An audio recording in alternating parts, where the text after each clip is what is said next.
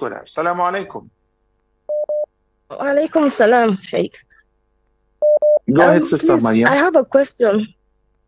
Okay, a question from a sister.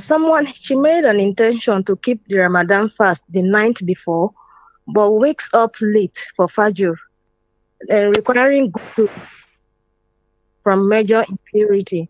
Can the sister take the ghusl at the time she woke up and observe Fajr, then continue the fast, or has the fast been invalidated and should be repaid after Ramadan? So, Sister Maryam, I want to ask you, when you say major impurity, was the major impurity due to the period or due to sexual relations? I wouldn't know. She just said, I'm asking on behalf of a sister, and she just said impurity, major impurities. It could be both. Okay. I thought at first it was from childbirth. I got your question. I will answer both, sure, inshallah.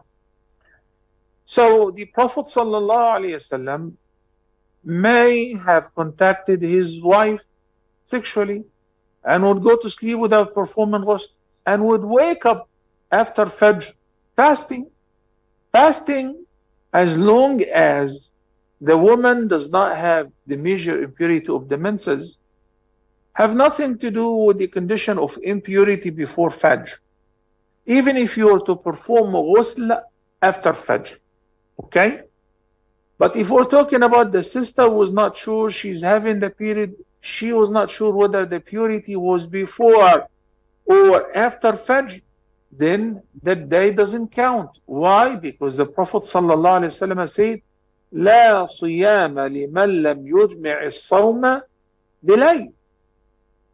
Which means, if you did not intend fasting before dawn, then that doesn't count as fasting. In voluntary fasting, maybe, but in obligatory fasting, it's not permissible.